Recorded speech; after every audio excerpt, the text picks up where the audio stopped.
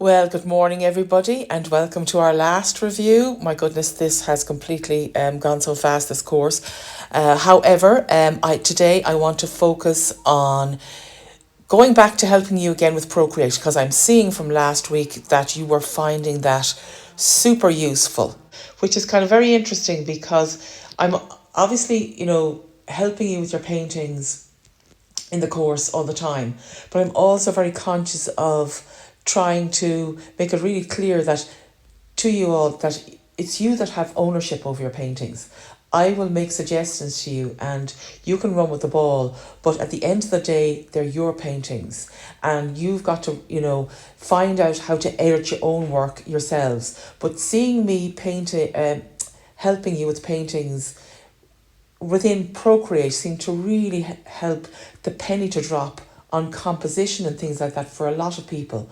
So today I'm going to focus on looking at a couple of paintings and playing around with them, and giving you some more ideas. I use Procreate in my own work all the time when I'm stuck with a painting. I would bring it into Procreate and play around with it with ideas that I have that might help the painting look forward, which saves me from, trying to do that all on the painting and constantly having to change the painting. It helps you with the editing process after a while. I wouldn't be working with Procreate in the very early stages of a painting. It would be like when the painting is a well-developed work in progress and I'm kind of wanting to nudge it in a particular direction or whatever. So let's go into Procreate again because I want to remind you how to use it. As I said to you earlier, I hardly do a thing in it. Baby amounts of the program do I know, and they're enough for me. And it's on a needs to know basis. If I need to know more about Procreate, I'll find it out. But we're so loaded already, on these courses with trying to learn how to manage the paint, never mind the technology. However, I make an exception with this particular program because I find it so useful in my own practice. So we're going to open it up again. It's that little symbol, and I'm opening up first on Rudy's painting. Rudy was saying about this painting and another one that he posted that his watercolours had gone muddy on him in the middle and he was finding it, tricky enough to handle them. And I think it's happens to everybody when you're using watercolours. And I know Rudy's a great painter. He's got really good acrylic and oil painting skills, but he hasn't used watercolour much. So the trick about watercolour is you have to have a lighter hand, when you're using it. You can scrub away with the acrylic, you can scrub away with oils, but with watercolour, you have to handle your brush in a just lighter touch. That doesn't mean you have to be super delicate with them, but you have to have a lighter touch. And of course they can go muddy, and when you're new to it and you want to use them in a nice rich way, not super light, then you are going to run into trouble. And I do all the time. But the great thing and great way you can get out of trouble is by using glazes.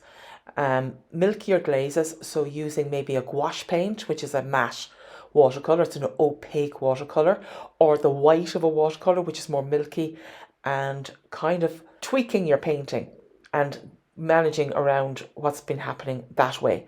So I don't use watercolour in a traditional way. We use paint and make it work with us in whatever way we can, is my attitude. So I'm all for tweaking. So I'm going to show you how to tweak this painting here by fixing that muddy piece in the middle. So what I would suggest in looking at a painting like this, because it's a lovely painting and it's not lost, is to go back to, remember the first exercise in week 1 where I was saying put a little layer of kind of milky white on your paintings, and that'll sort of bring it bring a sort of a glaze into the watercolours. Well, here I would do that. I would pick up white. Now I'm pressing down on the painting there to make my colour circle in the top right hand corner go white, and I would go over to my little dials on the left. I would pick a not too big a brush size, make it very opaque, bring it down to 30%, sorry, not very opaque, very transparent. 30%, 28% opaque is quite transparent, and try that. pick up a brush, something nice and wet, because your watercolour's wet. Go down and pick up the watercolour brush and try that and see if I can go over that muddy area. This, we know, is dry, right? You let it dry or use a hairdryer to dry it. This is the time when you don't want to go wet and wet. You want to make sure your painting is completely dry, and go in and do something like that, using a wide brush. Create areas of white within the painting. You can see immediately your muddy problem is gone. Now let that dry completely, and then you can start going in with some of the colours you were already using. So this lovely yellow that Rudy was using, I'd bring some of that in there. Now it's going to look different because than it is on the pure white paper, because this is a paper that we've kind of re-whitened with the opaque paint, diluted down. Either you can use a gouache or watercolour, titanium white, watercolour paint, or actually I think it's called Chinese white in watercolour usually, but a white watercolour paint is always a bit milky, so you can use that. I would definitely suggest you buy a few gouache paints to use with your watercolours in light colours. They can be very useful, and some dark colours, and you can mix them. It then becomes a little bit more of a mixed media, but we're not purist watercolour artists here, we're painters, and we do what we like to do, whatever we like to do. So I'm going to reduce the brush size a lot here and put some of this yellow, start to put some of this yellow in. And because I'm going with the yellow over a white paint, and it's not the pure white paper, it's going to look different, but that's good. It's not as transparent as the yellow above it. But you can see here that I'm really repairing the centre of this painting, saving it. That's what you want to do. That's where you go into your editing thing. How can I save this? Make something of it again. Now it's looking a lot better. We're gone away from the muddy look, but I want to bring some of this green in here now, because it needs connection with what's happening around it. And I'm loving that lovely green mark down to the left hand corner. So I want to start to increase that, connect that mark somehow into the centre more, something like that. So you can see already that this is beginning to pull together. Then that nice red, connecting that red down here with the lower red, reduce the paint brush again, maybe put some dots, splatters, right? I'm splattering here a little bit to connect that red. Do you see the way that's connecting the two red blobs together? You get the idea now. And this is how you can save an area in your watercolours that have gone muddy.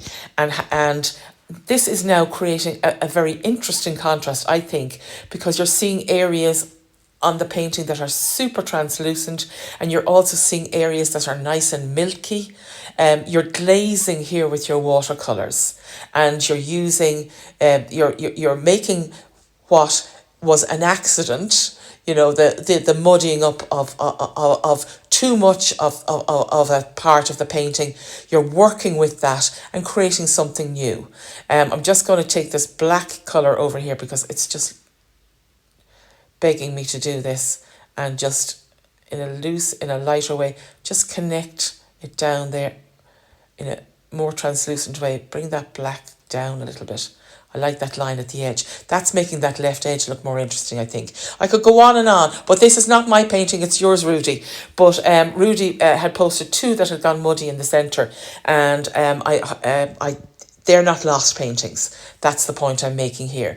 The other thing that I wanted to say to you guys as well too is, when you're working on your painting, I said this to somebody else in the class, I think it was Jan, you're working on a watercolour abstract like this. Just because you've started in this orientation, that's how I did mine.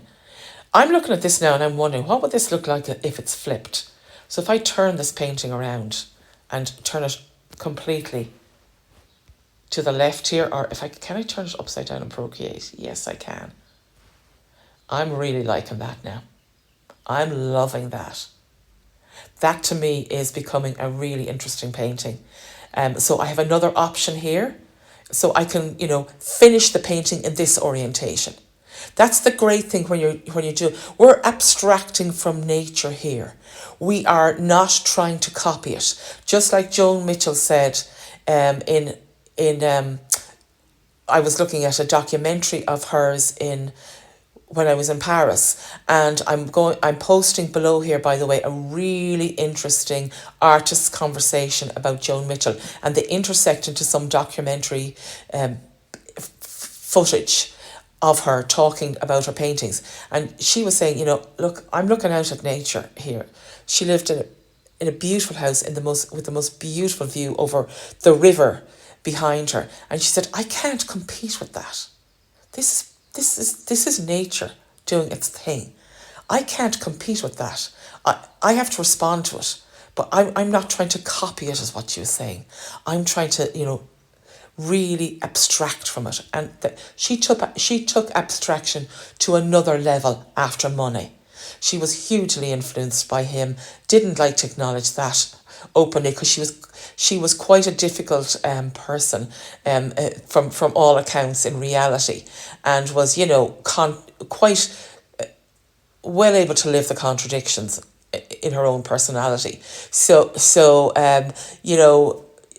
it's so obvious that she was hugely influenced by Monet. And I don't know why she didn't actually just say, yeah, I am hugely influenced by Monet. Everybody could see that she was actually taking what she needed from his work and hugely bringing it forward. That's what every artist does. Why did Picasso say steal like an artist? That's what you do. You look at other paintings, you take bits from them, you say, oh, I like that, I like that, I like that, I like that. You're looking at my process, you're taking, oh, I like what she's doing here, there. Oh yeah, I like what she's doing here, there. I'm learning from Joan Mitchell. You can see that my work is really influenced by her. So there's a great artist talk that I've posting below here for you guys to look at today and enjoy of the weekend and watch it. Watch how they're kind of unpacking her work. It's quite academic. The people that are talking about it are, coming from kind of very academic backgrounds. There's a curator, art historian, and an artist who is an abstract artist herself, Amy Stillman, and she teaches in, somewhere like Yale University. But they make really interesting points that I've already made to you about Joan Mitchell's work, but in greater depth. So you'll enjoy that. So anyway, that's this painting here. I think that's going to be helpful for you. I also that's going to be helpful for you too, Rudy, because it's great work you're doing in watercolour, and I know you're really good at handling oils and acrylics. So the next one I want to bring up is Deirdre's. Deirdre was saying that, look, I'm nearly finished this. She was Deirdre's teaching also, and she said I'm busy. She's more busier than she thought she'd be on the course, and she put this up and said it's nearly there kind of thing. And I was looking at it and I said, it is nearly there. And what I said to Deirdre, and I'm saying it here, is that this is a really good painting. It would be a great painting in my view if the combo of the greens and lilacs that Deirdre has been using here had more variation within them. And I mean that what I mean by that is that I would bring in some contrast in those greens and lilacs. There's a lot of this. I'm just focusing in on it here for a minute. This very lovely, I would say sort of like a cool mint green, but there's too much of it everywhere. And I know that Deirdre's well able to handle colour because Deirdre has been working with me for a long time. And I can see that you were trying to, you don't have as much time to devote to your painting over the last 4 weeks as you would have liked to. So you're doing them quickly. And I know that you've often done this, but I'm showing this to so that it'll be beneficial to the whole class about varying your greens. This is begging out for some more olivey greens and more translucent greens maybe, and a bit of glazing. Again, somebody was asking, Louise I think it was asking me to, just explain glazing to her more in the class. That would be very helpful. And basically what glazing is it's watered down paint. so that it becomes see-through. You're glazing all the time with watercolours because they're completely see-through, a lot of them. And glazing is watering down your paints, oils, acrylics to a degree where they're see-through. So a glaze is that you're putting a see-through layer on top of another layer to change it. And it's a brilliant way to create a sense of space and depth in your work. That's what glazing is.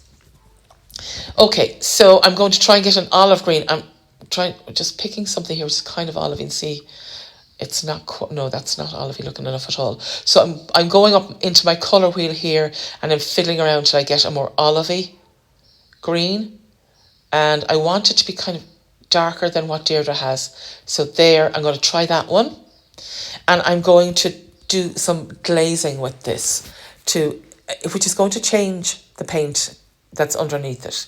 So again, I'm going to bring up, I want a bigger brush on this one. I'm still going to use the watercolour brush on this, see what happens. And you can undo your moves within Procreate all the time, which is wonderful. So now I'm just going to, I can see where there's a nice area that's already got this heading towards an olivey green here. So I'm going to start there. And you see instantly what's happening here is the greens are becoming more interesting. And of course, every colour that you work with changes what's around it. You know, so your colours are always in relation to each other. Now, I'm also thinking that the glazing here is going to, there's a lot of horizontal movement in the painting, and this is going to give a nice, the glazing is going to really help to break up that horizontal movement a bit by bringing the eye in different directions. So again, I'm focusing more on the glazing here at the moment than the composition. Deirdre's well able to handle composition. So you can see already that there's more of a contrast in the colour here now. Now I can pick up my mint green again, because I did a lot of glazing, and let this, assume now this is dry, right? We're now letting that glaze dry. You need to let glazes dry to work on top of them again if you don't want to lose them. And I'm bringing the brush size down to 8 and just going to bring the opacity of the brush size needs to go down much more. I can see that. I'm wondering, is this watercolour brush not going to be... Okay, that's what I don't use it very often, the watercolour brush. The watercolour brush is natural because we know watercolours are translucent. They're making the brush at 100% opacity still translucent, which is very handy actually for when you're painting in Procreate. You often don't want it too opaque. So do you see the way I'm bringing some nice tendrils down with that mint green over that glaze, because the glaze there was becoming a bit too olivey green everywhere, and I'm bringing some of that lovely mint green that Deirdre was using back. But what am I doing? I'm also creating nice vertical movement within the painting. Okay, so there's another one, and I definitely wouldn't be doing it. I'm not doing any more to this now. I just wanted to show you the glazing. This is not what I would suggest. Well, I had suggested to you about the colour, Deirdre, and I would suggest now a little bit more vertical movement. You have it up there on the right-hand side, going down. I see vertical movement all the way up and down. You need to increase that within the painting a little bit to bring the eye up as well, and you're there, you know. But obviously, I'm just playing around with it here in Procreate. You'll handle it your own way. I know that. I'm also looking at this beautiful ultramarine up here on the left. You should bring more of that in places too. It's a lovely contrast. And look, it brings a little bit more darkness in. So work with the colours that you have a lovely palette here. Work with those and bring this one home. Okay. Now, this is Louise, and Louise had asked about the glazing. In finishing paintings, very often the glazing is really, really handy to give you, more of a sense of a depth. And as you can see there, you can bring in tendrils, you can do drips, with lighter paint and all the rest. Looking at Louise here, Louise has been struggling on this one for for quite some time. So I'm bringing it in here now, Louise, and I think glazing will help this. And the other thing that I'd said to you was that the shapes are a bit too uniform, and they still are a bit, that they're still, this one here, the size of this light one here on the right that I'm pulling in on is the same size as this one up here.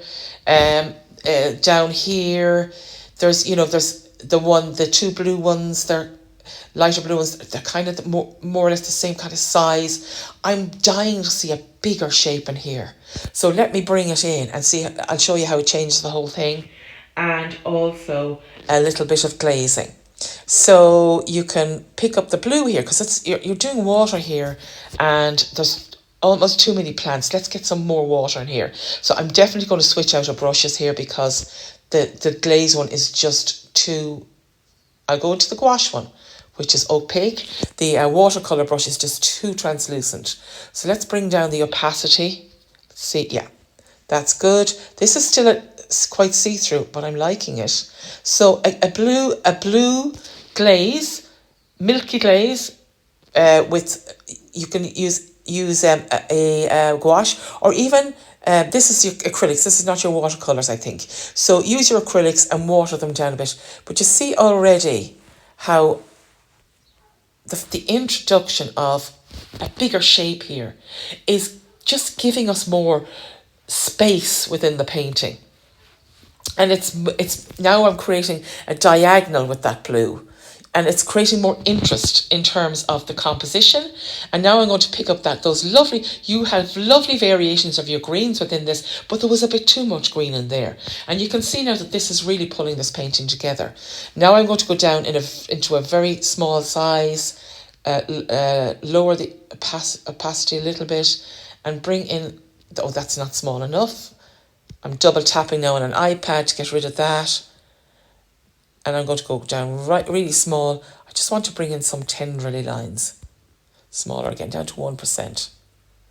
Just something, just to bring those verticals back in, to lead our eye up the composition, connecting the two greens, shaped areas, top and bottom, and relating them to each other. You can see already that this painting is really beginning to come together more, can't you? Now I'm going to pick up the red. That's become a nice pinky colour that I've picked up. I quite like that. That's going to go nice with the greens because they're complementary. And I'm going to pick up a more opaque brush. Let's try the Stucco here. Oh, that's nice. Look, that's doing a really nice splatter. And again, I'm doing that splatter in a sort of a diagonal move there. Now, you can see already that that's a much better painting. Do you know what I mean? In the edges here, and I can see I've gone over the white edges of your painting. I'd bring some more darkness maybe down there a bit. Something like that. Now, this is not, show and tell Pauline and I have to go in and try and do what she's just done here. I am just giving you ideas. So I'm just having fun here now, as you can see. Can't stop. But you can see how useful this is now a much more interesting painting, right? And I've shown you how to make these kind of marks in the course. You know how to do these. You all know how to do these. But this tool is really going to help you with your compositions. That's what I use it for. I know how to, splatter paint. I know how to do these little thin vertical drips. I know how to do shapes. I know how to do all that stuff. But this really helps me with compositions. Okay? So that's that one. I hope that was helpful, Louise. And finally, for the final finishing touches, because Shelley, this is fabulous. Shelley, you are like 90% there now. So I wanted to just show you for the final one here, the finishing kind of the final hurdle. That this painting, as I was looking at it on Facebook, and I'm looking at it here now, is begging me for. I'm a fairly experienced painter now, so I can read this. And it's really handy for me to be editing your work, guys, because I haven't had to do all the hard work of bringing it up to this level. This is the fun part. So looking down at the bottom right corner here, Shelley, those beautiful aubergines. I want to see more of those, the other side of this beautiful area that you have created, of the lovely mark making and everything. I love what's happening at the top of the painting. I want to see just more. This is the finishing touch here. Just more of that aubergine over where that lovely dark blue is on the other side. So I'm going to pick that colour up and Procreate. This is my idea. I'm going to see, does it work, okay? So now I'm going to bring it over here, and with that, I'm using the Stucco brush again. I think it's creating nice. So to use a Stucco brush in your paintings, what does it look like? You've got kind of quite a dry brush here. Take a lot, don't use a lot of water. Make it dry, make the painting quite dry and bring it down. So just something like that. Let's see. I'm trying to connect that aubergine through here, and that Stucco brush is not going to help me anymore. So let me go into get the gouache one, or just actually maybe an opaque one altogether. Going to back up to the acrylic brush. There's the acrylic one, okay? The acrylic is very strong, so as a brush, so go down small size, lower the opacity even more, pick up that colour, that lovely aubergine. I need it maybe a big, okay, that's way too, I want it stronger. That's better. Oh, actually I want the opacity quite high there, so. Okay, now I'm talking to myself here as I'm trying to pick up that paint again.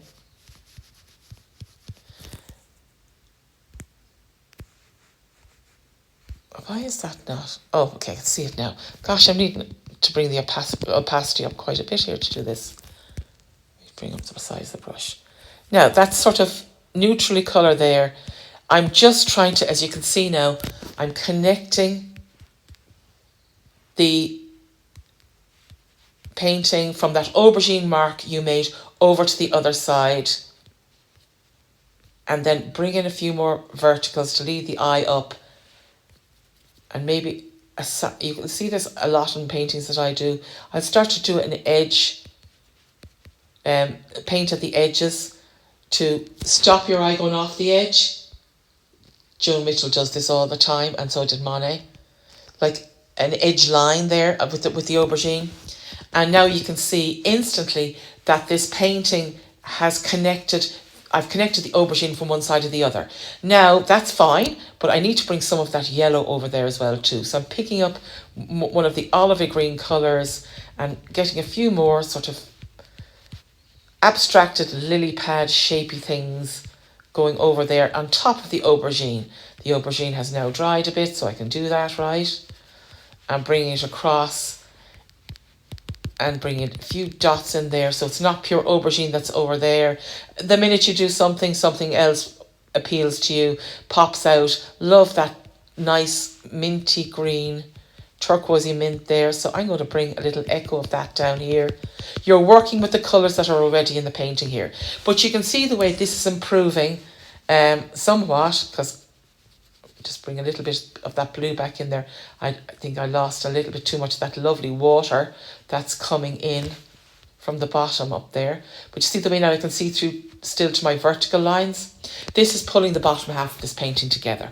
And whereas our eye was focused an awful lot on the right hand side because it's bright colours, that lovely clustered form of marks you're doing there, now we're being directed left to right by that aubergine again. So guys, I'm hoping that this has been helpful for you. We're now at the end of the course. I know that you've already said there's a lot of material to digest. There absolutely is, because I'm not expecting you to close the last chapter on this course and walk away and never look at it again. You have access to this material for a reason. You need to look at it again and again and again, and you will be learning lots from it each time you look at it.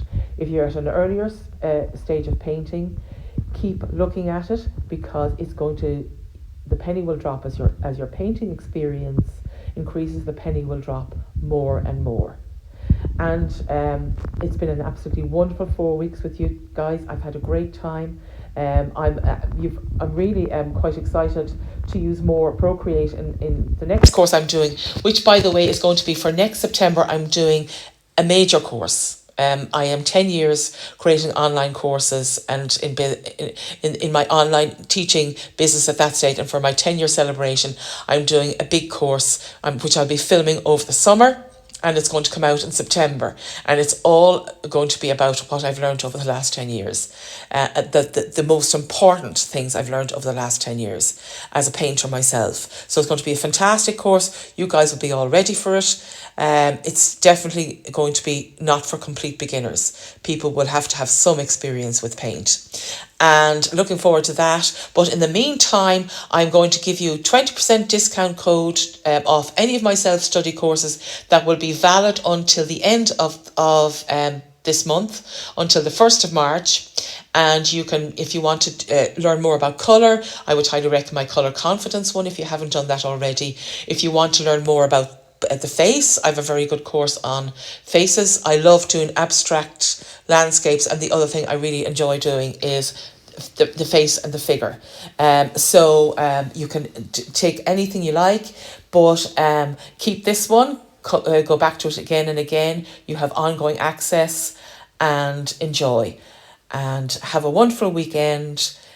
You've been terrific. I will be commenting on your work today. I will pop in tomorrow morning as well too, because I know some of you have joined the course late, but I have to go away then because I have I have other work to do, and it's a bit like being in a course in real time. The course has to end, teacher has to leave the room, and you guys have to work away on your own. And I've given you everything you need to do that. So thank you for joining me. You've been an absolutely fantastic group. You're inspiring me as much as I'm inspiring you.